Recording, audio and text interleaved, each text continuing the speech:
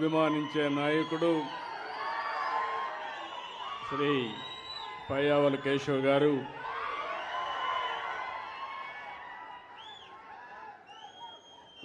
గౌరవనీయులు, ప్రజల మనిషి ఎప్పుడూ ప్రజల్లోనే ఉంటాడు. అదే మరిగా ఈరోజు సాగునీటి శాఖలో భారీ మార్పులు తీసుకొస్తున్నటువంటి నిమ్మల రామానాయుడు గారు, వేదికపై నుండే పెద్దలందరికీ, గౌరవ శాసనసభ్యులు, అదే మరిగా తెలుగుదేశం పార్టీ కుటుంబ సభ్యులు, నేను ఈరోజు ఈ గ్రామానికి వచ్చినప్పుడు నాకు అఖండ స్వాగతం పలికిన సోదరిమణులందరికీ మీ ఉత్సాహం చూస్తూ ఉంటే ఎన్నోసార్లు వచ్చాను. వచ్చినప్పుడంతా కూడా మీ ఉత్సాహం పెరుగుతూ ఉంది, అభిమానం ఉప్పొంగిపోతూ ఉంది. అది చూసినప్పుడు నాకు అనిపిస్తుంది, నేను ఎన్ని జన్మలెత్తి మీకు సేవ చేసినా మీ రుణం తీర్చుకోలేను, అంత అభిమానం చూపిస్తున్నారు. అదే సమయంలో మనం మాట్లాడుకునే మునుపు ఈరోజు మీరు చూస్తే దేశం మొత్తం యుద్ధ వాతావరణంలో ఉంది. ఏదైతే మన వాళ్ళ మీద ఎవరైతే టెర్రరిస్టులు ఉన్నారో వాళ్ళు వచ్చి దాడులు చేయడం, దానిపైన దేశమంతా కూడా ఎక్కడికక్కడ చలించిపోవడం, అది చూసిన తర్వాత ఇప్పుడే కాదు ఎప్పుడూ మన దేశం టెర్రరిజానికి వ్యతిరేకం.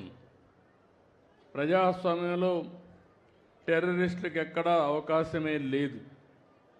అలాంటిది మన దేశంలో ఎవరైతే మీరు చూస్తే దేశంలో చాలామంది వివిధ ప్రాంతాలకు చెందిన వ్యక్తులు కాశ్మీర్కి వెళ్ళడం, అతి దారుణంగా, అతి కిరాతకంగా ఆడబిడ్డల ముందర, పిల్లల ముందర మగవాళ్ళని ఇష్టానుసారంగా చంపేశారు.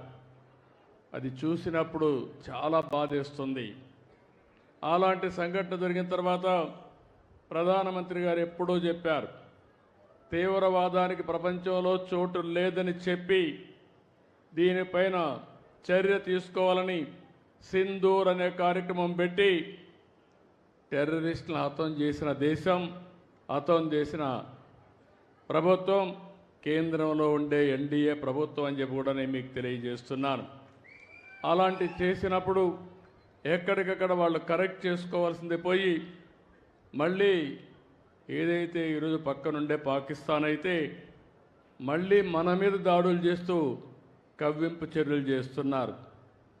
అయితే మన దేశంలో ఒకటే చెప్తున్నా, మొన్న కూడా నేను చూశాను, అమరావతి చివరి మీటింగ్ ఆ రోజు ప్రధానమంత్రి గారు వచ్చింది.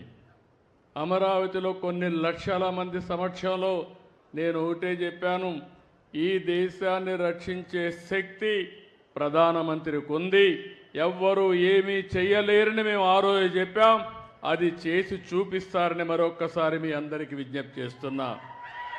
అయితే ఒక్కొక్కసారి బాధ కలుగుతుంది, ఇలాంటి జరుగుతూ ఉంటే ఈ జిల్లాలో చాలా గ్రామాల్లో చాలామంది దేశభక్తితో డిఫెన్స్కి వెళ్తున్నారు. మేము కూడా దేశాన్ని కాపాడాలి, నా వంతు బాధ్యతగా నేను కూడా దేశ సేవ చేయాలని చాలామంది ముందుకొచ్చి యువకులైతే ఈ యొక్క రక్షణ శాఖలో చేరుతున్నారు. అందులో చేరిన వ్యక్తుల్లో మన తెలుగు బిడ్డ మురళీ నాయక్ ఈ జిల్లా వాసి. ఆ మురళీ నాయక్ ప్రాణాలు కోల్పోవడం చాలా బాధేస్తుంది.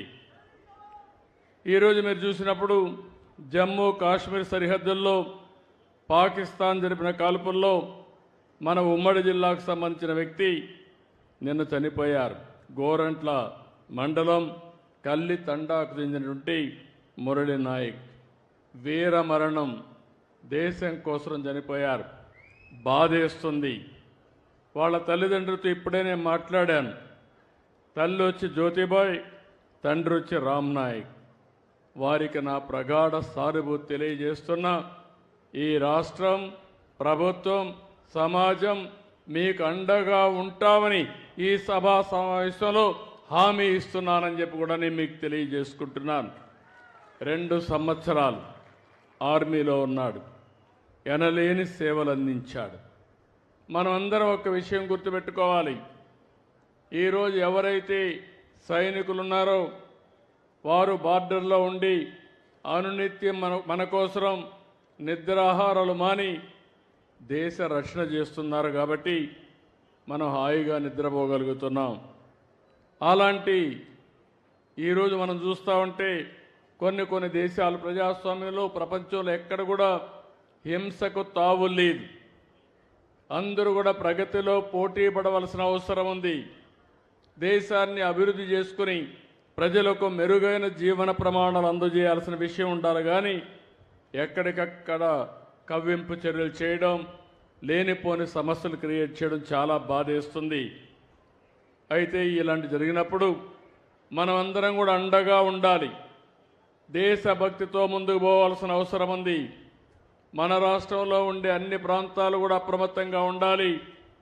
దేశం చేసే పోరాటానికి ప్రతి ఒక్క వ్యక్తి సంఘీభావాన్ని తెలియజేయాలి.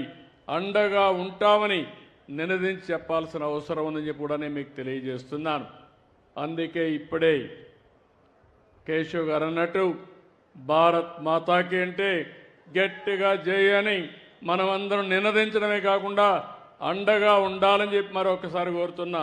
భారత్ మాతాకి, భారత్ మాతాకి, భారత్ మాతాకి. అదే సమయంలో ఎవరైతే చనిపోయారో, వీర మరణం పొందారో వారి కోసం 2 నిమిషాలు మురళీ నాయక్ ఆత్మకు శాంతి కలగాలని కుటుంబ సభ్యులకు ప్రగాఢ సానుభూతి తెలియజేసుకుంటూ 2 నిమిషాలు మౌనం పాటిద్దాం.